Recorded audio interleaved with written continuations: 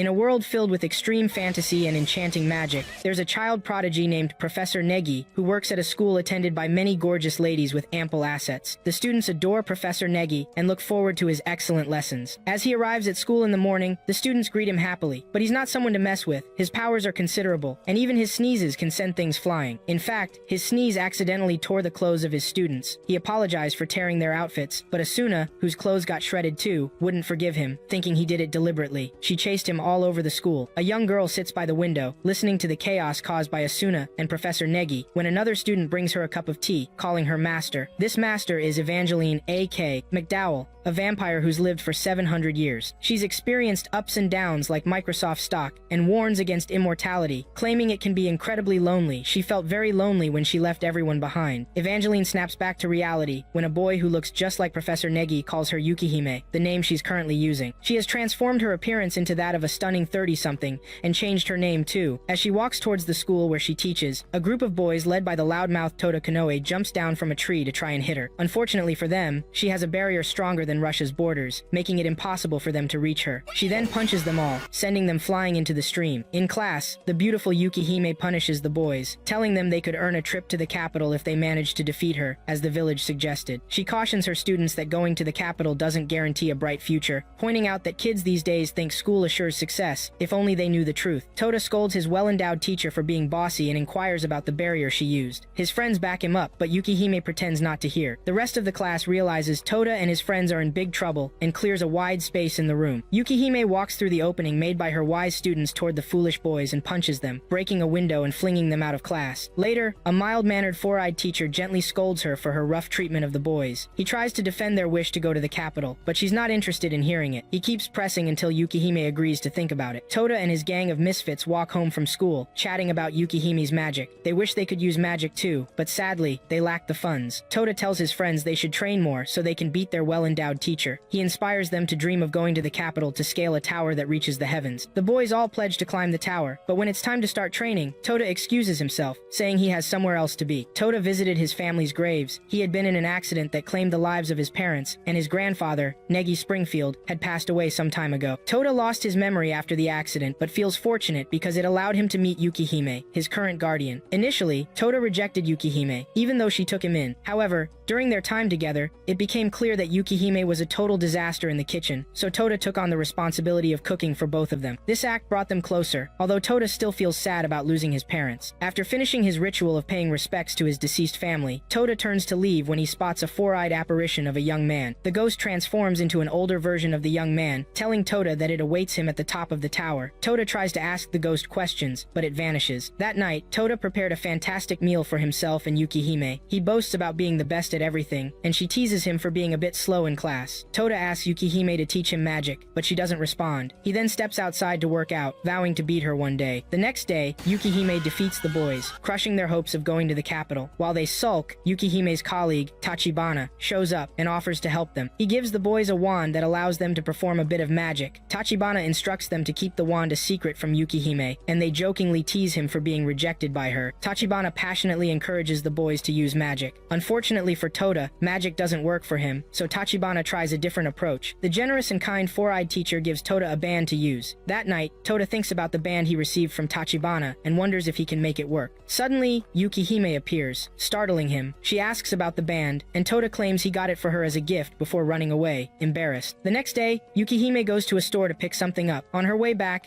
she admires the gift from her clueless ward, Toda. Tachibana waits for her around the corner. Suddenly, Toda's friends show up, and Yukihime realizes they've used teleportation. Meanwhile, Toda is running towards her since he can't use magic. The boys use a vine to trap Yukihime, but she continues to tease them for their weak attempt to capture her. They assure her they're stronger, but can they really outmatch her grandmother's pancakes? Tachibana joins them, praises their efforts, and then launches an attack on the boys, knocking them all down so he can face Yukihime. He pulls out several weapons to take her on, and Yukihime attempts a counterattack, but the band on her wrist prevents it from working. Yukihime is shocked when a weapon pierces her, and Tachibana reveals she has a huge bounty on her head. He unsheathes a sword to finish her off, but Toda appears just in time to attack him too. Toda scolds Tachibana for tricking them, but the four-eyed bounty hunter uses teleportation to show up next to Toda and chops off his hands while he's talking. Toda stares at his hands on the floor, as if they were someone else's. The bounty hunter laughs maniacally as he cuts him up like sausage, taunting him all the way. Tachibana attempts to behead Toda, but Yukihime appears and blocks the strike with her hands, once, shocking the bounty hunter that she can break free from the binding magic the boys used on her. Yukihime praises Toda for his attack and thanks him for the gift. Tachibana mocks her for breaking free from the binding spell, and in a fit of joy, chops Yukihime into pieces. Toda screams in shock, but the bounty hunter doesn't let him go and stabs him in the back. As Toda slips into unconsciousness, Yukihime scolds him for wanting to give up and urges him to save his friends from Tachibana. She explains that she made him immortal 2 years ago, and he has a choice: either give up and live as a human burdened by regret, or wake up as an immortal monster and save his friends. She tells him to drink her blood if he wants to save them, and thanks him for their time together. Toda insists there's only one choice and licks her blood as it drips from her head. Tachibana had reached the boys and was about to kill them when Toda threw his severed arm at him. Toda scolds Tachibana and charges at him, but Tachibana blocks the attack. Then he chops off Toda's other arm. Tachibana laughs at his victory when he sees Toda regenerating his arm. Toda rushes at him and delivers a gut punch that knocks him out. Toda collapses in exhaustion, and Yukihime, who has reverted to her original form, comes to check on him. Toda wakes up in Yukihime's lap, and she explains to him that he can no longer die and that he has saved his friends. Yukihime reveals the truth about herself and how his parents begged her to save him after their accident. She scolds herself for making him immortal, but Toda thinks living forever is a good thing. Yukihime tells him there's nothing to be happy about, but Toda can't help but be overjoyed to see her alive. His friends call out to him, and they celebrate their escape from death at the hands of the bounty hunter. The next day, Toda's friends bid him farewell as he leaves the village with Yukihime. They're sad they can't go with him and tell him to stay safe. Toda and Yukihime head towards the capital, and Yukihime asks him about his goal after climbing the tower. Toda recalls a vision he saw and tells her there's something amazing at the top of the tower. Toda is amazed by the state of the city's infrastructure and wonders why no one seems to be on the road. Yukihime explains that there are fewer people in the world than he thinks, but Toda isn't really listening. He's only focused on the tower and the fact that they're walking to the capital. Yukihime asks him about his enthusiasm, and the cheerful idiot replies that he's excited to make new friends in this new place. The two immortal fools arrive at a spot and stop to take a break. Yukihime reminds him they're immortals, so he should be cautious about making friends. Toda decides to take a bath in the river, thinking about what Yukihime said regarding his new life and friends, when his head accidentally bumps into someone else who's bathing. As clueless as he is, Toda doesn't apologize. Instead, he asks who they are. Then he realizes the strange person isn't male. Later, once they're dressed, Toda, who's like a Deadpool-esque annoying undead, apologizes for his irritating comments, but the stranger pulls their sword on him again. The stranger introduces themselves as Kuromaru and praises Toda for dodging their attack. Toda introduces himself as well, saying he's on his way to the tower. Kuromaru reveals they came from the tower. Toda gets super excited to meet someone from the top, but unfortunately for him, Kuromaru was kicked out of their wealthy family. They were told to kill the Dark Evangel before returning home, but Toda, knowing Kuromaru means Yukihime, keeps quiet. Kuromaru then notices Toda doesn't have a reflection just as Yukihime joins them. Kuromaru lunges at Yukihime, but she stops the sword with her finger, teasing them about being part of a monster-hunting family. Toda tries to step in, but Kuromaru insists that their family has to hunt monsters like them. Kuromaru uses a powerful move and readies to attack when Yukihime suddenly stabs them with her hand. Toda panics, thinking she's killed his friend, and scolds her. To their surprise, Kuromaru instantly heals, leaving both idiotic immortals stunned. Toda decides to use this chance to figure out if his new friend is female or male, but as he tries to check, Kuromaru wakes up and punches him. Kuromaru scolds him for trying to peek at their clothes. Toda assures them he didn't see anything. Then Kuromaru turns back to Yukihime, who's ready to teach the young fool a lesson. Toda tries to intervene, but Kuromaru is overwhelmed with the hurt from their family's rejection. Yukihime, who's a fun lover like Harley Quinn, tells Kuromaru to defeat Toda if they want to face her. Now facing Toda, while Yukihime watches, Kuromaru attacks with speed, but Toda dodges every hit. Toda tries to reason with Kuromaru, but the naive fool is too far gone to listen. Toda decides to get serious but adds a condition to the fight. He mentions he doesn't have a weapon. In a foolish move, Kuromaru hands him a weapon. Toda, as crazy as he is clueless, throws the weapon back at Kuromaru and manages to hit him while avoiding Kuromaru's sword. The fight escalates, and they each land blows on one another, impressing Yukihime. Kuromaru suddenly slices off Toda's head, thinking it's over, but Toda simply grabs his head and puts it back on his neck, then punches a surprised Kuromaru into the ground, winning their little scuffle. Toda panics, fearing he's killed Kuromaru, but the naive fool is just upset about losing. He's concerned Toda might ask for something weird from him, but Toda just asks him to be his friend. Later, Toda and Kuromaru head to a hot spring, but Kuromaru feels embarrassed about their body, which leads Toda to tease them. Toda had made Kuromaru sign a contract that declared them best friends for life. Toda teases them again, and Kuromaru retaliates by throwing a bucket on his head. The friends chat about Kuromaru's family, who had kicked him out, and Toda invites Kuromaru to join him and Yukihime on their adventures. Kuromaru starts moping around, and Toda suggests they sneak a peek peek at the women's bath, pointing to a cliff where Yukihime is. Kuromaru joins Toda and Yukihime as they head back to the city. Toda is thrilled to have made a new friend. On the way to the city, Toda wonders if there are a lot of immortals in the world, and Yukihime confirms it. Toda wishes they could gather all immortals and create a team of superheroes like the Avengers. The clueless idiot reminds them they have amazing powers, so they should use them for good. Kuromaru is shocked to hear him say that, while Yukihime teases Toda about his dream, mentioning that someone had told her something similar not long ago. Just then, a bunch of cars pull up, and one of them knocks the cheerful idiot away. A man in a suit and a girl in a school uniform step out of one of the cars and greet Yukihime. Numerous men in black descend and roll out a rug for their boss to walk to the car. It turns out Yukihime is the head of an organization similar to the Yakuza. Toda is stunned by the scene and asks Yukihime about it, but the schoolgirl gets angry at Toda for being too familiar with her boss, insulting him for being the loser that Yukihime has been taking care of. She wants to kill him, but Yukihime tells her it would take too long. Yukihime walks to the car and turns to Toda, letting him know that his dream of creating an organization of immortals is a bit late since she has already gone ahead and created the UQ Holder, a family of immortals. Yukihime and her crew board a yacht that takes them to her headquarters on an island. Toda is pumped to meet all the strong members of the group and wants to make friends with everyone. Meanwhile, the schoolgirl scolds her boss for taking on the foolish Toda. Yukihime tells her that she and Toda are probably the strongest in the crew, so they have to become friends, which only makes the schoolgirl angrier. Toda is in awe of the organization's headquarters and notices how the men in black show respect and affection for Yukihime, but she treats them like used rags. Toda and Kuromaru wonder what powers they will encounter when a bunch of strange characters join them, including the schoolgirl named Karen. One of them, a four-eyed man in a butcher's apron, explains that there are different types of powerful beings in the world. They introduce themselves as Gengoro, and a cheerful guy named Ameya UQ Holder number 10. Toda wants to be friends with all of them, but Gengoro tells him they need to pass a test to join them. Toda is thrilled to learn that he just needs to defeat a bunch of monsters to get in. How bizarre. But Yukihime has another idea for Toda and Kuromaru. She wants them to fight the UQ holders. They can use any weapons they want and even sneak attacks. Kuromaru reminds a hyped-up Toda to be careful or they'll fail the test. Gengoro says he'll take on Kuromaru, while Karen decides it's time to teach her master's favorite idiot a lesson. Toda jumps at Karen to land a hit, but she dodges and smacks his head with her weapon. She mocks him for trying to hit her without thinking, and Kuromaru worries that Toda doesn't have any gentlemanly instincts. Toda insists there's no difference between men and women in a fight. Kuromaru politely asks Gengoro for a match and then attacks him, but gets beaten up like a sack of flour. Later, Toda moans to Kuromaru about not being able to hit Karen. He wants to surprise her while she's bathing, which shocks Kuromaru, but Toda knows he'll still lose. Kuromaru recalls fighting Gengoro, saying it was like Thanos battling a cripple. They see a servant girl carrying trash, but she trips and falls. Toda and Kuromaru decide to help her, and she thanks them. She's just a regular human working at headquarters. Toda introduces himself and Kuromaru to the girl, Yuki. They promise to assist her with any chores, but Kuromaru reminds Toda that they need to pass the test first. Toda vows to keep training for the test, but is eager to help Yuki with her tasks. Yukihime thinks about Toda's grandfather, and when he came to take her test, he brought a bunch of girls from his class to cheer him on. Yukihime wonders if Toda will pass, but the idiot is too busy helping Yuki with chores. While carrying boxes with Kuromaru, Toda hears a voice in his head. He follows the voice to a dungeon. Kuromaru mocks him for being reckless, but they keep going deeper. They find a sword stuck in the ground next to a man who's more drunk than Jack Sparrow. The red-haired Jack Sparrow-like man teases them and introduces himself as Jinbei Shishido. The boys are impressed, but the man is just as foolish as Toda. Then Jinbei asks Toda to pull the magical sword, saying he can take it if he can free it, which has been a pain for its users. Toda isn't impressed with the sword and refuses, but Jinbei insists that guys look cool when they have their weapons. Toda approaches the sword and tries to pull it out, but struggles. Jinbei makes fun of him for not being able to. Toda hears a voice again, telling him to flip a switch on the sword, and when he does, he can finally pull it out. Jinbei is shocked and asks what trick Toda used, but Toda says someone spoke to him. The sword speaks again, surprising Toda, but Jinbei scolds it for giving Toda a hint. Jinbei takes the sword back, switches it, and then hands it over again. Toda grabs the sword, but it suddenly feels heavy and crushes his hand. He panics over his hand, but it regenerates. Jinbei explains that he can change the sword's weight anytime during a fight. He tells Toda that if he can master it, the sword will be great for him. Then, he demonstrates by increasing the sword's weight to different levels. Toda, just as wild as Jinbei is drunk, gets pumped about the sword and promises to work hard. The boys start training in the dungeon every day, while also helping Yuki with her chores. Jinbei tells Yukihime that the boys are doing well in training, but she's more focused on her missing alcohol. They keep training until the last day of the test when they emerge from the dungeon, ready to face their examiners. Kuromaru promises Gengoro they'll hit him before sunset and suddenly launches an attack. Karen is walking, anticipating Toda's surprise attack, when he calls her from the top of a building. He says he won't hold back and leaps at her, increasing the sword's weight 1,000 times, but Karen manages to block it. Gengoro teases Kuromaru as he blocks all his strikes, making the naive idiot angry and lose his cool. Gengoro attacks, but Kuromaru stays defensive. Kuromaru remembers Toda's crazy craziness in a fight and intentionally leaves his arm open for Gengoro to strike. But Kuromaru uses it to pull out another sword and hits Gengoro with it. Gengoro dies but revives himself, revealing he has more lives than a cat, and then praises Kuromaru for passing the test. Meanwhile, Tota is still struggling with Karen, who blocks all his attacks. Yuki is cleaning when she encounters a monster with burning saliva, causing her to panic. Tota continues to fight Karin and manages to knock her down, but just before landing a hit, he hears Yuki scream. Tota runs to check on her and sees her surrounded by monsters. Karen joins him and tells him the plan. She lures the monsters away, giving the clueless Tota a chance to take Yuki to safety. Kuromaru and Gengoro join them before Tota goes to confront the monsters. The foolish boy increases the sword's weight by 50,000 times and jumps into the crowd of monsters, destroying them all. The naive and cheerful idiot remembers Karen is in the middle and calls for her. She appears, but her clothes are torn. Yukihime also shows up and congratulates them for fighting off the monsters. Yukihime asks about the test, and Gengoro tells her that Kuromaru has passed, while Tota begins pleading with Karen to let him fight her again. Karen tells Yukihime that Tota passed since he damaged her clothes, which makes him rush to hug her, but she smacks him on the head. Yukihime informs them that they created a hole allowing the monsters to escape from the dungeon, so they need to go kill all the monsters inside. She opens a hole in the ground that sends them down to the dungeon. Jinbei, who has been watching from the shadows, is about to sneak off when Yukihime turns to him, reminding him that he stole her alcohol. Then, she sends him to join Tota and Kuromaru in dealing with the monsters. Tota is practicing with his sword in the courtyard and tells Yuki that he and Kuromaru have a last-minute assignment from Yukihime. Yukihime had told the jealous Karen to keep an eye on them for this new task, and she was eager to do it since it meant she could deal with the idiot Tota. It was supposed to be an easy gig, and Tota thought he could relax in a car, but unfortunately, Karen made them run to their destination. She filled them in on the situation in the city. There were many poor people around the capital who had been pushed into the slums. Yukihime sent Karen and the two boys to protect an orphanage in the slums. Tota praises the tough but kind-hearted Karen, but she hits him on the head for not showing respect. Tota races ahead and spots a group of men in suits standing outside the orphanage. He jumps into their midst and knocks them all down, proudly announcing he'll save the orphanage, but the nun tells him he just took out other members of UQ holders. Tota, Kuromaru, and Karen decide to settle who'll do the chores with an arm wrestling match, and of course, Tota loses like the big loser he is. Upset about his loss, he still goes on to prepare a meal, and once it's served, everyone is impressed by his cooking skills. Karin jokes that he should just be a chef instead of a fighter, but Tota brushes off her suggestion. The others chime in, saying he should cook every time since he's terrible at arm wrestling. Karen tells him to train his flash step if he wants to improve. Later, the nun takes Karin and Kuromaru to show them the slums while Tota heads to a large area for his flash step practice. The idiot starts running around until he wakes up a really muscular soldier-looking guy. That guy is not amused with Tota's antics pretending to train. Tota stops, thinking he's done, but suddenly, the guy attacks him. The jacked-up stranger decides to show Tota what a real flash step is. The guy claims to be a wandering martial artist interested in Tota's flash step training. Tota admits he wants to learn the flash step to win an arm wrestling contest. The strange guy shows him what he did wrong and teaches him the right way. Tota is impressed, and the guy even illustrates how arm wrestling connects to the flash step. When Tota doesn't get it, the guy explains that he needs to be flexible with his feet. He demonstrates a flash step technique in midair, making Tota even more impressed. The muscular guy introduces himself as Kaito, the wandering martial artist, and promises to take Tota on as a student if he can impress him. That night, the clueless Tota makes a dish, using his feet, and everyone at the orphanage is once again impressed. They tease him for cooking with his legs, but they enjoy the meal. The next day, Tota trains with Kaito again, showing improvement but still causing a bit of mess.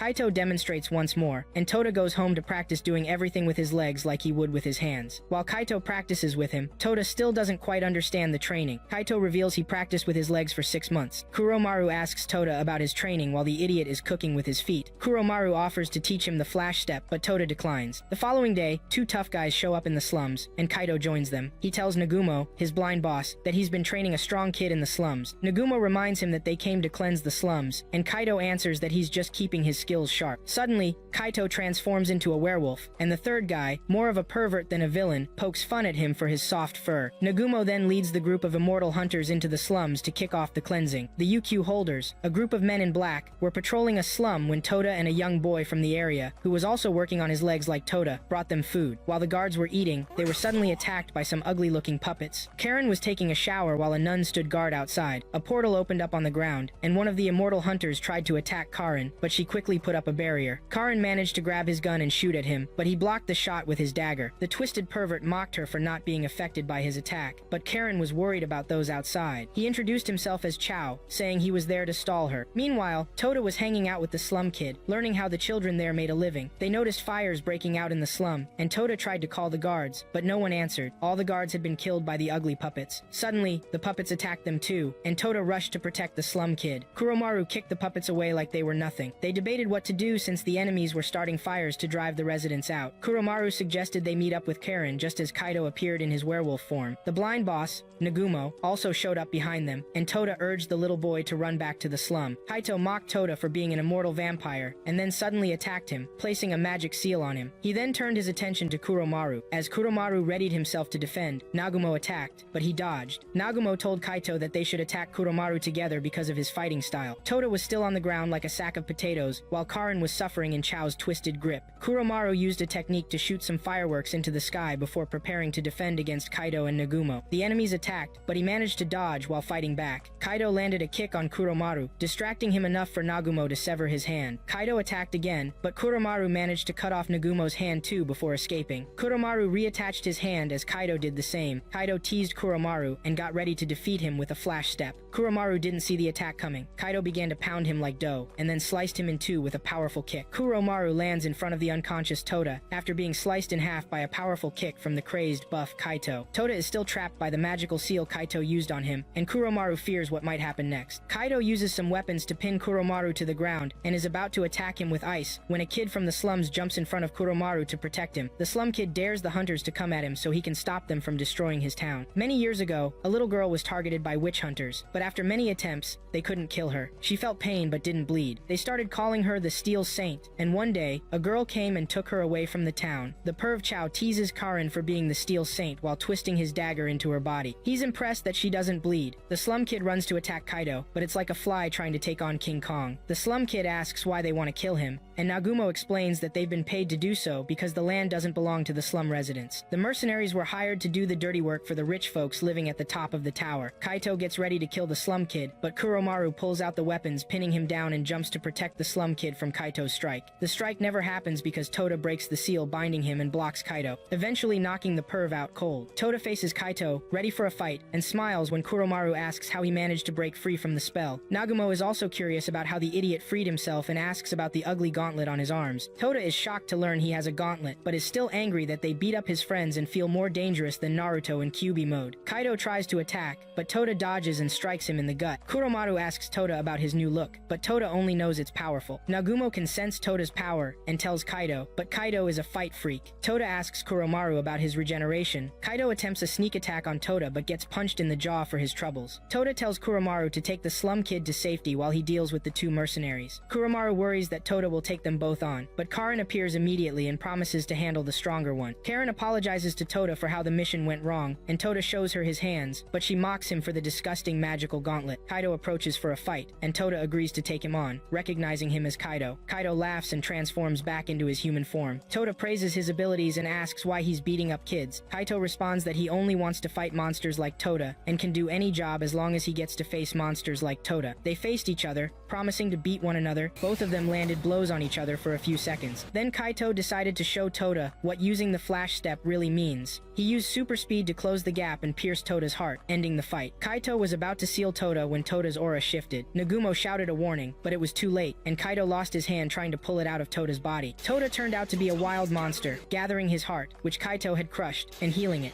Nagumo explained to Karin that Tota was using a very powerful magic called Magia Arabea. The user of this magic risks losing their soul. There are only two known users of this magic. The first was the Dark Evangel, Yukihime's former name, and the second, who wielded a complete form of the magic, was Negi Springfield, the disciple of the Dark Evangel. Nagumo had met both of them years ago on Mars and feared that a third user could upset the world's balance. Meanwhile, Tota was treating Kaito like a worthless rag, tossing him around. He threw Kaito into a building and rushed him with a barrage of attacks that made Nagumo fearful. Nagumo wanted to intervene to stop Tota, but Karin held him back with her blade, assuring him that the UQ holders would handle Tota if he became a threat to the world. Kaito had given up, realizing he couldn't defeat the monster that was Tota. He surrendered and asked Tota to kill him, but Tota didn't respond. Tota stopped his attacks and fought against his murderous rage, managing to suppress the magic himself. He scolded Kaito for giving up, just as he managed to suppress the Magia Arabea. Kaido, being a werewolf, healed quickly and was ready to fight again, but Toda mocked him. Kaido accepted his defeat and praised Toda for his strength, suggesting they end the fight with an arm wrestling match using flash steps. Toda agreed to the arm wrestling face-off. Karen and the others joined to watch the battle. Nagumo praised Toda for being able to suppress the powerful magic. Kaido flipped a coin to start, while sharing more about flash step training. Once the coin hit the ground, Kaido struggled to win, and saw Toda crying as he scolded Kaido for his life choices, treating him like a little boy, making Kaido feel remorseful. Kaido was surprised that Toda was using his natural power to wrestle, and in anger, Toda crushed Kaido's arm and destroyed the building in the process. Nagumo was impressed that Toda defeated Kaido without using magia Arabea. Even Karen was impressed, though she would probably never let Toda know. Kaido pleaded with Toda to kill him, but Toda ignored him, and Nagumo stepped in to take his colleague away. Residents of the slum gathered to watch the fire spread, and just then, Yukihime appeared and used her ice to put out the flames. Nagumo was impressed by the display, and Yukihime joined them, greeting him. Toda was surprised she knew the blind mercenary boss, but Yukihime teased him about getting beaten by his opponents. Yukihime praised Kuromaru for alerting them with his fireworks, and then Nagumo apologized for dragging Yukihime into the fight. He drew his sword, and everyone readied to fight, but he only opened a portal to escape with Kaido. The good guys then headed down to the town, and Toda shared the magic he had used. Yukihime explained that he obtained it because he was of her blood and part of her family. The slum kids called the UQ holders to join them for food, and Toda teased Corinne for smiling but got a bump on his head from her weapon. They never knew a drone was capturing the whole scene, with someone watching from the top of the tower. Toda's magical sword complains to Kuromaru for not taking it along to fight. Kuromaru asks the sword about Toda's display of powerful magic, and the sword teases him about having feelings for Toda. It continues to poke fun at Kuromaru's gender, making the embarrassed boy swing the sword wildly and stab it into the ground. Feeling ashamed, Kuromaru runs away and then sees Toda going on a trip with Yuki, the cleaning lady. Yuki had built a motorboat from scraps, which impresses the naive Toda as they cruise on her invention. Yuki shares her dream with Toda, who encourages her, making her happy. Meanwhile, Kuromaru heads off for a bath, reflecting on what the sword had asked about his feelings for Toda. Corinne enters the boy's room to give Kuromaru an assignment, and accidentally sees his naked body. She assumes Kuromaru is a girl, and scolds her for having a girl and a guy in the same room. Kuromaru defends himself, stating he is not a girl. In fact, he has no gender. He thinks that's the opposite of a hermaphrodite, and wishes Karen would keep the truth from Toda. Kuromaru belongs to a race that chooses its gender at a certain age. Karen confronts Kuromaru, asking which gender he plans to choose. She hopes he'll pick girl so she can fall in love with Toda, confessing her jealousy since Yukihime has taken a liking to him. Corinne knocks the sword from Kuromaru's hands and insists he choose to be a girl. Amaya, who has upgraded his body with tech, watches the altercation and joins in. Karen tries to justify her actions, but he assures them he won't reveal Kuromaru's secret. Meanwhile, Toda is cleaning and wonders where Kuromaru went. A girl who looks like she just returned from a journey appears at the door, asking for Toda. It turns out Amaya made Kuromaru dress up as a girl and change her hair color to trick Toda. He wants Kuromaru to go on a date with Toda as a girl, so he can decide which gender he wants to be. Toda thinks he's met Kuromaru's cousin, Kuryu, but it's Kuromaru in disguise. Although unhappy that Kuromaru hid this from him, Toda agrees to show Kuryu around the capital. Karin and Amaya listen from a hiding spot. Karin then tells Amaya he will do the assignment she had for Kuromaru. Tota and Kuromaru take Yuki's motorboat, but she warns them that it doesn't go fast. Tota sees a strange person, and Yuki explains that the little girl lives on the top floor of the tower. The odd girl, who has 4 eyes, looks scared as Tota takes Kuryu on the boat to the capital. Yuki wishes them well, though she's not happy about it. Meanwhile, Tota and Kuromaru enjoy the boat ride. Kurobo, the sword, complains that Tota has left him behind again. When they arrive at the capital, Tota shows the pretty blonde girl a good time around the city. Kuryu,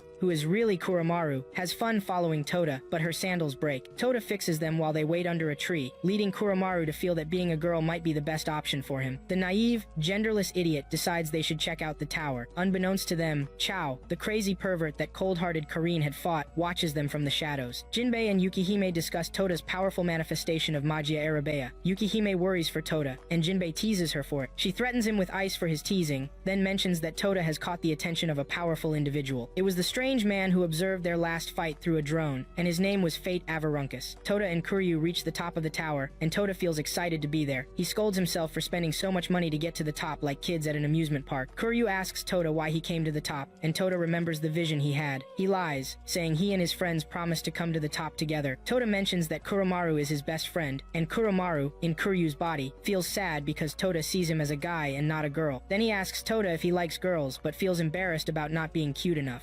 Toda reassures him that he is cute and encourages him to be more confident. Toda steps away to grab something while Kuromaru thinks about changing into a girl for Toda. Suddenly, the sun comes out and the Shadow Mage appears to attack Toda. Chao opens a shadow portal that starts to pull Toda in, and Kuromaru, forgetting he's in a girl's body, draws his sword to defend his friend, but the enemies are ready for them. The lover boy struggles to defend himself properly because he's in a girl's body and gets knocked down. The four-armed guy with swords in each arm scolds the crazy pervert for attacking when their mission is to watch the naive idiot Toda. Chao says he couldn't hold back and teases his colleague for being boring. Kuromaru sees the enemies about to take Toda and feels a rush of adrenaline. He attacks Chao and his partner Asura, but Chao quickly recovers and slashes Kuromaru's neck. Asura attacks him again, knocking him out of the window, then follows him out to continue the attack. Kuromaru wakes up all torn and ragged, and Chao attacks him again with shadow magic, trying to pull Kuromaru into the shadows. Asura mocks Chao for his perversions, while Kuromaru thinks about Toda and his cheerful spirit. Kuromaru remembers Toda asking him to be his friend, and he gets angry. Kuromaru snaps the shadow binding Chao used on him and jumps out, attacking Chao at the same time. His hair turns back to black, and he pulls out a jacket to wear. He declares himself Toda's partner, and promises to protect the dumb idiot while pulling him out of the shadow prison. Asura decides to keep fighting but runs away because the police are coming. At that moment, the naive and cheerful idiot wakes up. He sees Kuromaru and asks about Kuryu. Kuromaru tells him he took his cousin somewhere safe, and then scolds him for letting the bad guys capture him. Kuromaru decides not to choose between being a girl or a boy, but to let fate decide. Then Toda tells him that Kuryu is kind of hot and that he could marry her if he ever gets married, making Kuromaru blush at the thought. Meanwhile, the strange girl named Kiri is still playing in the sand, and then Amaya comes to meet her to say the boat is ready to take her to the capital. Amaya wonders why she's been playing in the sand for so long and asks if there's a special occasion, but she tells him the special occasion is only just beginning. Karen and Amaya follow Kiri to the capital. When they arrive, Karen pulls Kuromaru aside to ask him about his date with Toda. Toda is confused about the secret meeting between Karin and Kuromaru, but Amaya assures him there's nothing to worry about. Amaya then introduces the shy and timid Kiri to Toda, who asks to have a private chat with the clueless idiot. Once they find a corner for their talk, Kiri sheds her shyness and gets really bold. She demands Toda show her some respect and orders him to sit and bark like a dog. Kiri reveals her dominant side, and Toda realizes he's in for a BDSM experience. Kiri wants to step on his face, but he draws the line, proving that while he might be a clueless idiot, he's still a man. Kiri responds that she wants to step on him for all the times he failed to save her. Toda doesn't get what she's talking about, but as she tries to explain to the naive idiot, Chao shows up and slashes her throat. Toda rushes to help her, but she tells him not to chase after the killer. She holds the idiot's hand and then dies. Toda screams and blacks out. When he wakes up, he's at the base. He wonders how he got there, and Kiri scolds Toda for his stupidity, explaining that she turned back time. Amaya and Karen suddenly appear to take Kiri to the capital. They wonder how Toda returned to the castle, and the idiot is about to spill Kiri's secret when she steps on his toes to stop him. On the way to the capital, Karen wonders how Toda reappeared at the castle. She and Amaya discuss the rumors about Kiri's powers. Kiri tries to explain how her abilities work, which impresses Toda, but she assures him that dying isn't as fun as riding a horse. Kiri can turn back time and even bring someone with her to a save point. Kiri tells the clueless idiot that she has died several times because he kept chasing after the killer. She tells Toda he is important for the future, which is why she wants to warn him. Once they reach the capital, they meet Kuromaru, who is surprised to see Toda back with Karen and the others. Karin takes Kuromaru aside to ask about their date, while Kiri asks Amaya for permission to talk to the clueless and foolish Toda. In a corner, Kiri explains how she began the death loop. She had gone for a meeting at the tower, which impressed Toda, who thought she must be quite wealthy. She then met Kuromaru and Toda on their date. As Kiri was explaining, Chao appeared, but Toda, who was with him, delivered a super kick that sent him flying. Toda apologizes to Kiri for making her relive the same day because of his stupidity. Chao realizes that Kiri is a threat and fades into the shadows to renew his attack, but Toda is ready for him with Kurobo, the talking sword. Toda strikes Chao with his sword, sending him flying into the horizon, which impresses the false dominatrix little girl, and she praises him. Kiri then warns Toda that Fate Avarunkus is coming for him. This happened when she and Kiri were resting in a restaurant. They heard a commotion and went to check it out, seeing a strange man holding Toda hostage while the UQ holders fought him. Fate Avarunkus made mincemeat of Amaya by slicing him in half with a kick, while he sent Karen to the moon with a punch. Toda gets furious and tries to fight back, but Fate also smashes his body after petrifying him, leaving just his head intact. Kuromaru jumps in to save his friend, but Fate shows him that he's still a baby in the game. Fate then appears behind Kiri and petrifies her too, but before the petrification can finish, she kills herself to go back to the save point. Toda was shocked by the whole story and wondered who Fate was. Kiri told him that Fate was an enemy of humanity. They continued to argue about everything everything when Amaya and Karin joined them, having eavesdropped on their conversation. Now they knew about Kiri's ability, and Tota agreed with them that her power was pretty amazing, but Kiri scolded him for revealing her ability. Amaya explained to the clueless idiot that they don't share their abilities unless necessary, because it could lead people to take advantage of them. Tota reassured Kiri that he and his friends would never exploit her ability for selfish reasons. Amaya and Karin backed him up, but Kiri still chastised the clueless idiot and added a slap for good measure. Then she told them she had a plan to catch Fate Avarunkus. She laid out the plan. Since she had already witnessed the event, she knew how and when Fate would show up. She assigned Tota the role of distracting Fate by confronting him and gave him a phone to contact them since he was too weak to use something as simple as telepathy. Kiri also told Karen and Amaya they were free to attack Fate while she and Kuromaru hid in the shadows. They would win when she touched Fate because she had set up a save point in the dungeon underneath Yukihime's villa for Fate. Amaya told Kiri to take them all with her when she died so they could return to the save point together. Kiri agreed and told them to gather around her when she was about to die. Then she directed them all to their positions. Amaya wanted to use a satellite to attack Fate, and Karin warned him, but he reminded her that he was as useful as a sniper rifle in close combat and was curious about the satellite's specs. Tota asked what Yukihime thought about their plans, and Kiri told him that Fate could sense her presence and wouldn't show up if she came to the mall. Meanwhile, a guy in a hood like Enzo from Assassin's Creed bumped into Tota and walked off. Tota then decided to search for Fate on his phone and found a video that Yukihime had uploaded to satisfy his curiosity. It turned out that Fate and his grandfather had been a team many years ago and had saved the world together with Yukihime. Tota's grandfather, Negi Springfield, had died, and Fate had become a crazy person who hated humanity. Now he wanted Tota because of his connection to Negi, and she advised him to reject whatever Fate offered him. The time was nearing, and everyone waited patiently for the bad boss to appear. Tota worried that Fate was after him when he spotted Fate. Tota looked around and finally saw him, but stopped Amaya from using the satellite because his foolish friends from the village were walking behind Fate. Kiri called off the mission, but Tota told her it was too late, as Fate had already seen him and was walking toward him. Tota waits for his miscreant friends, who see him and rush over to greet him. They exchange pleasantries. Amaya spots an opportunity to attack Fate and is about to push the button when one of Fate's allies, a robot-like waitress, attacks him, destroying the remote and stabbing Amaya in the heart. Tota pretends to be happy to see his friends, but is frustrated that their plan to catch Fate has fallen apart. Just then, Fate joins them, introducing himself while holding Tota's friends hostage. Kiri is angry that their plan has gone to waste, but there's nothing they can do, and Amaya is down. Tota's friends want to introduce themselves, but Fate already knows who they are. Tota is shocked, but Fate speaks gently to him, trying to get into his head. Fate wants Tota to follow him if he wants to be great like his grandfather. Tota gets mad, but Fate reminds him that he could wipe out everyone in the mall in no time. Eventually, Tota surrenders, and Fate tells him to contact his allies and tell them to surrender too. Fate teases him about being with Yukihime and insults her, but Tota replies that he and Yukihime used to work together. Tota declines Fate's offer and calls for his weapon, but Fate mocks him for being foolish, unlike his grandfather. Tota decides the best move is to cause chaos, shouting that there's a terrorist in the mall, causing everyone to run in a panic. Just then, Karin attacks Fate from behind, but Fate doesn't even flinch and turns around. Karin is already heading toward her real goal, getting Tota's friends out of the way. Tota joins the fray and strikes at Fate at the same moment as Karin, but Fate blocks both of their attacks. Tota then increases the weight of his sword by 500,000 times and breaks Fate's barrier. Fate's ally wants to help her boss, but she leaves Amaya an opening, and he attacks her before grabbing the remote to activate the satellite. In the chaos, Kuromaru carries Kiri so she can touch Fate. Fate uses a gravity spell to stop the satellite's attack and praises them for their weak attempt to capture him. Kuromaru throws Kiri, and she lands on Fate's body, but before Kuromaru can defeat his opponents and join them, Fate petrifies her. Fate congratulates their effort and mocks them for failing. Karen grabs Kiri and tells Tota they need to escape, but Fate disperses the satellite attack and prepares to face them. He tells the foolish boy that he's exhausted and will need to rest before regaining his power. Tota charges forward to attack him. Karin tries to stop him, but the monk attacks her too. The monk introduces himself, and Karin does the same. Then Kuromaru shouts that the monk has some crazy powers, so Karin should watch out. Asura, the six-armed guy, attacks again, but the eagle-eyed Kuromaru is ready. Amaya faces the waitress who snuck up on him, and after a quick introduction, every pair of opponents starts battling. The fight is tough for the UQ holders while Tota and Fate Avarunkus stare each other down. Tota decides to use the flash step to fight Fate, but Fate catches on and counters, sending Tota flying. Fate also shows he's a master of the flash step, getting behind Tota in no time. Fate then summons a bunch of swords, but Tota blocks them all. Fate compliments him but mentions that his grandfather wouldn't have stressed himself out as much as Toda. Toda teases Fate back and decides to attack again. Toda demonstrated how skilled he had become with Kurobo, effortlessly switching weights and making Fate break a sweat while trying to defend himself. He managed to breach Fate's barrier once more, forcing Fate to take him seriously. At that moment, he received a call from Karen, who wanted to report that Kiri's petrification would soon end, so they should all gather around Fate by then. Toda figured that acting foolish would prompt Fate to make mistakes, so he started to show some clown-like behavior. Fate covered the distance again with a flash step, and Toda realized his error. He dodged Fate's punch, but Fate caught up with him just in time. Toda then increased the sword's weight, yanking Fate down to the ground. Just then, the petrification ended, and Kiri touched Toda. The others rushed forward and managed to touch Kiri as well. She killed herself, and time reverted to her last save point. The group found themselves in the dungeon with Fate Avarunkus. They teased him for getting trapped by them, and Yukihime joined in the teasing. Fate was furious since it was all Yukihime's plan and was about to attack her, but she had set up her own attack to take him out. Fate considered his position and chose to surrender, asking Yukihime to let him go, which infuriated Toda. Fate told the youngsters he would reward their attempt to capture him with any answer they wanted to know. Toda, whose stupidity is off the charts, rushed forward to ask, but Karin stopped him. Kuromaru added that he had to think very carefully about his question. Ameya, not interested in their family drama, asked Fate about his plans for Toda. Fate said he wanted to use Toda to save Negi Springfield, which would save the world. Toda was shocked to hear his grandfather was alive, and Fate told him to ask Yukihime about it. Karen went next and asked Fate who Negi loved more, her or Yukihime. The question made Toda angry, but Karen was curious. Yukihime got mad and told Karen to see her later for a spanking. Fate answered that it was Yukihime who loved Negi, following her unsuccessful love for his father, Nagi Springfield. But before he could continue, Yukihime showed off her ice powers, prompting Fate to change the subject. Fate wasn't interested in Negi's love life, and didn't have a love of his own. Kuromaru stepped forward and asked how urgent his need for Toda was. Fate replied it wasn't urgent, meaning Toda didn't have to follow him immediately. Toda praised Kuromaru for the question and turned to Fate to ask his own. He complimented Fate for not being as terrible as they had made him out to be. Then he asked Fate if he was responsible for his parents' deaths, surprising everyone in the dungeon. Fate admitted he was, and Toda's aura shifted, allowing Magia Arabea to surface. He vowed to defeat him, but then a magical spell placed on Toda by the hooded guy made the image of Negi Springfield appear in the room. Toda recognized him as the guy from his vision and greeted him. Negi greeted Fate and Yukihime, but Yukihime felt something was off. She then used telepathy to tell Kuromaru to check Toda's body for any signs of a spell and to destroy it. Toda asked the image of his grandfather why he wanted him to go to the top of the tower. Negi's hologram warned Toda not to trust Fate, as he had lied to them. He turned to Fate and said he understood why he had lied, which was to protect Toda. As he spoke, Kuromaru spotted the spell and sliced it, causing the hologram to disappear. Toda was sad that his grandfather had vanished just when he wanted to hear him out. He needed to know the truth. Kiri is hanging out with Karen and Kuromaru, but she's in a bad mood because Yukihime has let Fate Avarunkus go. She's angry that she hasn't met Toda's celebrated grandfather, the incompetent idiot. Karen teases her, wondering if she's actually in love with Toda, but Kiri vehemently denies it. Meanwhile, Toda is trailing Yukihime, annoying her with questions about Negi Springfield. Yukihime stays quiet, and as soon as she reaches her office, she hurries in and slams the door in Toda's face. Toda is still trying to figure out what his grandfather wanted to tell him, but Yukihime apologizes, saying she's not in the mood to talk. Then, some ladies show up at the UQ holder's villa, demanding that the guard call Yukihime. A little girl also insists they call Toda. Toda, busy dressed as a waiter at a fancy restaurant, is practicing with Kurobo. He doesn't notice Yuki, the cleaning lady, and he accidentally slashes a garbage bag. Yuki takes him aside and gives him tea to help him feel better. Toda confesses he's feeling frustrated, and Yuki forgives him. Kiri and Kuromaru spy on them, wondering how Yuki is getting so close to Toda. Just then, Mizore, a weird girl who just arrived on the island with the other ladies, pops up after a wild display that would fit right in at Arkham Asylum. She warns Yuki to stay away from Toda, and Kiri, who's also there with Kuromaru, questions Mizore's confidence. Mizore explains that Toda comes from a family that makes women cry, mentioning that his great-grandfather Nagi Springfield had a harem, and Negi followed in his dad's footsteps. Mizore claims that Negi Springfield made her grandmother cry, so she's come to defeat him. She charges at Toda, but he blocks her and sends her flying into the air as if she were a lightweight tissue. Toda jumps after her and catches her, causing her to blush. She praises him for meeting her standards and decides to marry Toda to save other women from the pain they would endure. Toda politely rejects her offer, making her whine like a child whose ice cream was taken. Meanwhile, her great-grandma Ayaka is having a meeting with Yukihime, reminiscing about their time with Negi Springfield. Negi had taken a teaching job at a school filled with exceptional beauties and brains. They all loved him, and he loved them in return. Asuna teases one student for trying trying to win Negi's favor by feeding him. The class tries to impress Negi with various offerings. Yukihime, who's also at the school, sits by the window watching the girls fussing over Negi. He eats food from everyone and becomes so stuffed that even Luffy at Gear 4th would be impressed. Ayaka and Yukihime laugh at their memories from the past. Toda returns to his cleaning duties, and Mizore, who's taken a liking to him, decides to help out. She becomes his servant, bringing him food. Kiri, Kuromaru, and Karen watch her from a distance, feeling sad that she's putting in so much effort to get Toda. Toda enjoys the meal Mizore prepared for him, which Kiri doubts she made herself. Then he notices the bandages on Mizore's hands, revealing that she did the cooking. Kiri and Kuromaru conclude that Mizore is a good girl who wants Toda for herself, making them feel even sadder. Karen teases Kiri about being in love with Toda, but she denies it. Corinne then gives a lesson to the bewildered Kiri and Kuromaru about the difference between immortals and ordinary humans. Corinne tells them to give up on Toda, claiming he would choose humans over immortals any day. Amaya joins them, saying he has a solution. Having eavesdropped for a while, Amaya suggests that they could make Toda fall in love with them if they wash his back in a hot spring. They're skeptical, but Amaya catches their interest when he threatens to spill his secrets to Mizore and Yuki. Kiri tries to stop him, but he reminds her that he's a friend to all the worried ladies. It turns into a competition between the immortals and the mortal beauties to win Toda's love. Yukihime and the old Ayaka discuss Negi's appearance at her villa. Yukihime mentions that Negi is still tied to a certain woman, and if he appeared like they saw with the hologram, she must have allowed it. The old lady enters Yukihime's mental space, and they talk about her behavior toward Toda. The old lady accuses Yukihime of not letting Toda enjoy life out of fear of losing him. While they reminisce, Amaya and Toda relax in the hot spring. Amaya shares his story with Toda. He had an accident and has been in a coma for over 70 years. Toda wonders why Amaya is telling him this, and Amaya explains he's waiting for the girls to make their decision. Each girl, from her own location, is plotting to get Toda's attention by scrubbing his back in the hot spring. Yuki checks her injuries, and Mizore offers her some balm. They then reflect on their childish actions earlier. Both girls vow not to give up their chase for Toda. Kiri listens in and decides she's going to go after him. Toda meets Yukihime, who has shown her true self, which bothers Toda a bit. He asks her if she loves Negi Springfield, and Yukihime admits that she does. She then reveals that it wasn't Negi who appeared. Negi had fought a wizard 20 years ago and won, but was possessed by the wizard, known as the Mage of the Beginning. Yukihime explains that she and Fate want to rescue Negi from the wizard's possession, but they have different methods and goals. Toda reminds Yukihime that Negi wanted to tell him something before disappearing, and she cautions him that they can't be sure Negi was speaking for himself. She reminds him that Fate claimed he was responsible for Toda's parents' death, but this wasn't true. Yukihime tells Toda that it wasn't his parents who died 2 years ago. He was actually created 2 years ago as a clone of Negi Springfield. The news came as a shock to Toda. He sulked about it so much that even the dull Kuromaru tried to cheer him up. Toda refused to be cheered, and Mizore stepped in. She came to his room with Kiri to pull him out of his funk and suggested they go to a martial arts tournament. Yukihime told Ayaka that she'd told Toda he was a clone, while Mizore showed the clueless idiot around the capital and the tournament arena. So many people had come for the tournament from all over the world, and Toda finally perked up because of the excitement. He asked if he could fight too, even though he's not human, and Mizore said he just needed to win the preliminary round. Toda ran off to register, with Mizore chasing after him. Kiri was annoyed that the clueless idiot got distracted, and Kuromaru told her Toda had been feeling down. Kuromaru wouldn't tell her why, and Kiri bullied him about it. When they reached the registration desk, Toda learned he couldn't register since all the contestants had been selected ages ago. However, if someone dropped out, they could fit him in. This made Toda feel even lower, but he told Mizore it would give him time to prepare for the next competition. Ayaka joined the mismatched pair and teased her great-granddaughter for being attracted to Toda. Ayaka introduced another ladylike figure to Tota. She was Mana Tatsumiya, the director of the martial arts tournament. The lady following Ayaka was Chachamaru, and she looked like a robot. Mana told Toda that his grandfather had taught at the school years ago, and that they were his students. Ayaka then asked Toda to follow her after getting the lovesick Mizore's permission. Yuki complained about being left alone and overheard Yukihime making plans to go to the capital with Corinne, who was obsessed with her. Toda found the classroom his father had taught in when he was 10. He had been really shy and caught the heart of every girl in the class. A pale white girl came to meet Toda and say hi, but he wondered if she was a ghost since he could almost see through her. Mizore was upset about Ayaka potentially taking her man and fussed outside the building where they'd taken Toda before Kiri joined her with Kuromaru. Kiri accused her of making out with Toda, and then Mizore burst into tears, lamenting that her great-grandma was making out with Negi Springfield's grandson, Toda. Ayaka stood from her wheelchair and praised Toda for looking like Negi Springfield, but the idiot decided to be a downer and told the beautiful older ladies that he was just a clone. The ladies weren't surprised and told him Negi would have accepted him as his grandson. Toda felt happy with how the ladies showed their affection for him, and Ayaka, thinking she was still young, gave the hapless and naive Toda a bear hug. Chachamaru stopped Ayaka before she hurt herself. Then they heard Mana get a call about the tournament. One of the contestants had been injured, and they needed a replacement. Toda would finally get to compete. Toda arrived at the fight arena, and his friends decided to support him. Mizore, Kiri, and Kuromaru shouted their encouragement while Toda's opponent, a guy named Cutlass, appeared. It was the hooded man who had bumped into Toda and put a communication spell on him. Cutlass smirked, waiting for Toda to attack, and when Toda did, Cutlass instantly summoned a weapon and blocked his strike, and followed up to continue the attack. Toda managed to stay on his feet and praised Cutlass for being a strong opponent. Cutlass got angry and intensified his attack, calling Toda his brother. Kuromaru told the others that Cutlass exudes too much bloodlust, which isn't necessary in a fair competition. Meanwhile, Mana went to check on the injured contestant and learned that Cutlass attacked him to take his place. Toda struggles against Cutlass and nearly has a chance to strike, but gets knocked back by a magic spell. Cutlass then casts a wild spell that slices Toda in half. Kiri and Kuromaru scream, and Mizore asks if Toda is okay. Kuromaru tells her they can't do anything because of the barrier around the arena. Toda revives and, in a furious rage, lets Magia Arabea take control. Cutlass isn't bothered and mocks him for his looks with powerful magic, but still manages to stab Toda with another sword. Cutlass uses multiple blades to pin Toda down. He ridicules Toda for being a poor imitation of Negi Springfield. Toda feels defeated, but Kuromaru and the others encourage him, lifting his spirits. Toda breaks free from the weapon binding him and punches Cutlass, revealing that she's a girl. Just then, Negi Springfield himself shows up in the arena and stands beside Cutlass. He frees Toda from the binding spell. The ladies get excited to see Negi, but Mana steps in and tells them that it's not really Negi Springfield, but the mage of the beginning, who has come to take Toda. Negi tries to convince Toda to follow him, but Toda wants to know why he's late. Negi claims he didn't know where Toda was, and Cutlass explains to the dim-witted clone that Negi sent visions of himself to everyone with his blood around the world. Negi scolds the foul-mouthed girl for insulting Toda, and tells Toda that Yukihime has kept him a secret from the world. As if on cue, Yukihime appears and immediately attacks without asking questions. Then Yukihime stands between Negi and Toda, reprimanding the mage of the beginning for using Negi's body. They decide to settle it through a fight, and two of Negi's allies suddenly show up and bind Yukihime with a spell. A swordsman, who looks like he jumped out of the anime JoJo's Bizarre Adventure, leaps in to attack Toda, but Kuromaru and Karin jump in just in time to block his strike. Toda grabs his sword again, preparing to join the battle. The bad guys, led by Negi Springfield, face off against the UQ holders. Negi taunts them, and his friends defend him. Then Toda tells Negi he won't let him win. Yukihime told her allies about their opponents. There's Yue, who knows everything, Nodoka, who sees everything, and Jack Rakan, the greatest swordsman. She adds that she's not interested in fighting this deadly group. Negi Springfield sneezes powerfully, and his sneeze rips the clothes off everyone in the arena. Toda is stunned as he sees all the women in his life completely naked. Negi must be a bigger pervert than Jiraiya if he can use a sneeze to strip people. Yuki arrives at the capital right as the fight is about to begin, and notices a weird cloud in the sky. Inside the arena, Kiri shouted that they don't all have to fight, suggesting that if Negi wants Toda, he should just persuade him to join their team. Unfortunately for her, Yue reads her mind and reveals her true intentions. She wants to buy time to figure out their weaknesses. Of course, the clueless idiot didn't realize this. Yukihime told her allies that Yue has a diary that lets her know everything about her opponent. Yue then asks Toda to follow them, but Toda questions why he should, and Nodoka explains that he's the only successful clone from the combined Negi and Asuna. Toda refuses their offer, and then a strange voice from an unknown person says that he would take Toda. Toda suddenly finds himself teleported to another dimension. He watches Yukihime wandering aimlessly and exhausted before she collapses. He tries to run to her, but is teleported back in time, where he sees a castle perched on a cliff. A smiling man stands beside him, identifying himself as Kunel Sanders, but Kurobo, the sword, tells Toda that the man's real name is Albareo Ima, the blacksmith who forged the sword. Kurobo warns Toda that Albareo is a worse demon than Yukihime, which irritates the strange man. He doesn't stop smiling, but he shows his true nature when he punishes Kurobo. Albareo turns to Toda and introduces himself as Yukihime's friend on a mission to convince him. Toda sees Yukihime fall from the castle down the cliff, and a handsome man with red hair like Negi catches her. It's Nagi Springfield, Negi's father. Yukihime has loved Nagi ever since he saved her, following him everywhere and refusing to leave until he became hers. Toda is surprised by Yukihime's annoying behavior. Then Albareo shows him another memory when Negi became a teacher at the academy. Yukihime was thrilled to see Nagi's son and took him under her wing. Yukihime didn't just take Negi under her wing, she treated him like a subordinate and sometimes asked him to do embarrassing things like lick her feet. Asuna had to step in to save Negi from her domineering ways, leading to many arguments between them. Eventually, Negi caved to Yukihime and grew much stronger at the same time. The memory shifts again, and Toda sees Yukihime advising Negi on life before they kiss. Yukihime was so happy being with Negi. Toda thanks Albareo for showing him these images of the past because he saw Yukihime happy. Albareo then confesses that these aren't just images from the past, and Toda turns to see that Yukihime recognizes him. Just then, Lulda Bouth, the mage of beginnings, appears and holds Yukihime hostage. Toda tries to help, but Albareo attacks him from behind while while Lalda mocks him. Albareo then casts a gravity spell on Toda, pinning him to the ground. Lalda tells Toda to join her, promising to make Yukihime happy. Toda manages to crawl over to Yukihime and touches her, instantly healing both of them. He carries her and urges her to be strong, but Yukihime cries, saying that no one can stay with her and walk by her side forever. She remembered the accident when Toda's parents asked her to save him. She asked Toda if he wanted to walk with her forever, and he hugged her, saying he would walk with her forever. Lalda Bouth teased Toda, but he accused her of making Yukihime suffer. Then Lalda attacked, but Toda dodged it. Yukihime told Toda to let her go and explained that Lalda Bouth had pulled them into a world she controlled. Yukihime got serious and activated a powerful spell, charging toward Lalda with the eager Toda by her side. Just before they could strike, Yukihime saw a vision of Nagi and his son Negi, which made her stop. Negi confessed his love for Yukihime and kissed her, but Toda interrupted them, leading to Negi attacking him. Toda scolded Yukihime for being in love with his grandpa and great-grandpa, but she defended herself. The fight continued. Lalda broke Yukihime's ice attack, and Nagi punched Toda into a stream. Toda saw Yukihime getting beaten by Lalda and wanted to help, but some ghosts appeared, begging him to save them. The ghosts pulled Toda into the river, and he started to drift away. Asuna showed up and scolded him for giving up. She used her sword to break Lalda's spell on him. She introduced herself, and Toda realized she was his grandma, as Yue had explained earlier. Yukihime joined them, confused about how Asuna, who was supposed to be dead, was there. Asuna admitted that her real body was still asleep after their last battle 20 years ago, but she was also inside Toda. Toda watched Asuna fuss over Yukihime like she was her little sister, but Yukihime didn't like it at all. Toda then looked around and saw his friends, Karin, Kuromaru, and Kiri. Laldabaoth was furious that Asuna had showed up and attacked them, but Asuna blocked her blows. She explained that time had stopped in the real world so she could tell them how to defeat Laldabaoth. Lalda tried one last attack, but Asuna set up a barrier and told Toda he needed to fight for 37 seconds to unlock the power to defeat Laldabaoth. She asked Toda to deal with his clueless grandpa Negi, and Toda agreed. Then she stepped forward and slashed Lalda with her sword, breaking the spell and allowing time to resume. Kiri targeted Jack Rakan as Asuna had instructed. Jack knew about her power, so he held back, giving Karin the chance to strike him with her holy fist. Kuromaru went after Yue and Nodoka. He cloned himself, but they figured out which one was real, and destroyed the clones, trapping Kuromaru. Asuna had given Kuromaru tips on handling the two girls, and he bound them with a spell. Toda was running toward Negi when Cutlass blocked his way, but Yukihime froze Cutlass, letting Toda dash past. Toda leaped to attack Negi, but Negi vanished and reappeared behind him. Toda turned just in time to block the sword that could have sliced him in half. Negi still tried to persuade Toda to follow him, but Toda insisted he had to save him first. Karen is fighting Jack Rakan in taijutsu, and he teases her about how she keeps bouncing her melons everywhere. Yue and Nodoka also have some fun at Kuromaru's expense for the weak binding spell he used on them. Toda, who is up against Negi, tries to talk some sense into him, but a bunch of undead spirits swarm out of Negi, and Lalda teases Toda about it. Just then, Fate and Yukihime show up and block Negi's sword. They've decided to team up to help Negi. Fate then casts a spell to get rid of the spirits so Toda can see the real Negi, who isn't influenced by Laldabaoth. Negi greets Toda, Fate, and Yukihime. Fate tells Negi that Toda is the key to freeing him from Lalda, and at the same time, Toda could grant everyone in the world immortality. Negi thanks Fate, but reminds him that he will have to kill him first for it to work. Fate, who used to be really strong-willed, suddenly becomes calm and scared because he doesn't want Negi to die. Negi then tells Toda he has a lot to discuss, but Toda tells his clueless grandfather to hang out with Yukihime instead. Yukihime rushes into Negi's arms like a baby running to its mother, and Negi hugs her. They don't have time for sweet talks because Lalda pulls them back to the real world, and the fight continues. Fate and Yukihime use a sealing spell to bind Negi, but he breaks free instantly, and his body starts glowing. Negi swiftly attacks Fate and Yukihime, knocking them both down easily. As he turns to attack his foolish grandson, Toda's body begins to glow too, and they keep fighting. Yue and Nodoka manage to break free from Kuromaru's spell and beat him up, while Jack Rakan, who had been defending with Karin, decides to go on the offense. He lands a series of punches on her that would make Muhammad Ali look weak. Toda also suffers at the hands of his grandfather as they run around wreaking havoc in the capital. Toda has to use Kurobo's weight to escape, but Negi is waiting for him. Toda realizes he may have underestimated his grandfather. Yuki, who is still patrolling the city looking for Toda, almost gets caught up in the destruction. Toda gets extremely angry and starts punching Negi like he's a punching bag. As he keeps hitting Negi, Jack Rakan appears behind Toda and stabs him, ending the fight. Negi is furious, but the evil witch Lalda and her team have won, while Toda's team is sprawled out and injured. Negi pulls out a spear and is about to strike Toda when Kiri jumps in front of him, challenging the foolish grandfather to kill her. Negi approaches her and praises her for her love for Toda, but she denies it. Unfortunately for her, Yue knows the truth and confirms it. Kiri scolds Yue for reading her mind, and Negi praises her again. Kiri turns to assure Toda it's not true, but then Cutlass stabs her. Cutlass forces her mouth open and takes out a poison pill that Kiri had hidden in her teeth.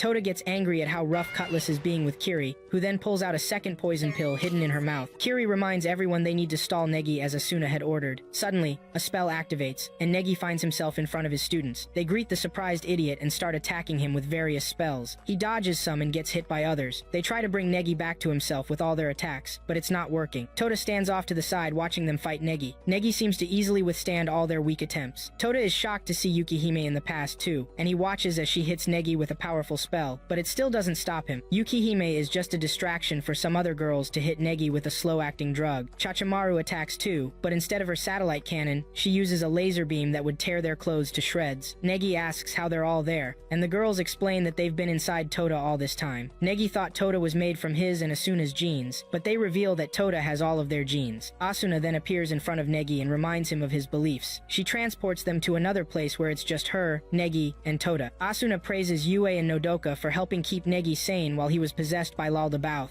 She says she'll join them soon and tells Toda to handle the rest. Lalda's possession gets stronger, and she talks directly to Asuna, mocking her for trying to stop her from taking Toda. Asuna teases Lalda for failing her mission again, and then says she'll be leaving. Yue and the rest of Lalda's allies watch as Lalda and Asuna negotiate a treaty. Negi tells Toda he'll be waiting for his answer at the top of the tower. Toda tries to get Negi to talk more, but a bright light blinds him briefly, and when he can see again, the enemies have vanished. He finds himself with Yukihime and the other good guys. They look at the damage, and then hear the police arriving at the arena. The rest of the UQ holders show up, and Jinbei talks about the fight with Makabe. Mizore feels sad she didn't see Toda fight, but Ayaka reassures her that it's better this way. She thinks of Negi, who always fights for everyone else. Yukihime and Fate decide to put their hostility aside, but Fate warns he'll deal with her if she gets in his way again. Toda, standing with his close friends and looking up at the tower, promises to meet Negi. Unbeknownst to him, a strange woman watches him, smiling as if she has a plan. They return to the UQ holders' headquarters, and Toda sits by a stream, feeling down. The girls, including Kuromaru, gather to discuss Kiri's love confession at the arena. They tease her, but she insists she was just stalling for time. Toda agrees with her and thanks her for it, but back at the mansion, the girls don't buy it. They hear Toda walking and follow him to Yukihime's office, eager to hear what the bumbling idiot has to say. Toda takes a deep breath and shouts that he loves Yukihime. Yukihime rushes over and punches him. He comes back and scolds her for punishing him despite his love. Yukihime scolds him for surprising her with his confession, saying she wanted to do it first. Toda confesses that he made his decision when he saw her crying during the fight with Laldabaoth. He doesn't want her to disappear without someone who loves her, so he decides to be her true love. He promises to walk with her forever and asks her to marry him. Yukihime rejects his proposal, breaking his heart. Karen, who's with the girls, scolds him for proposing to her boss. Then she attacks him, but Toda runs away, and Yukihime, smiling to herself, announces that Toda is 500 years too late with his proposal.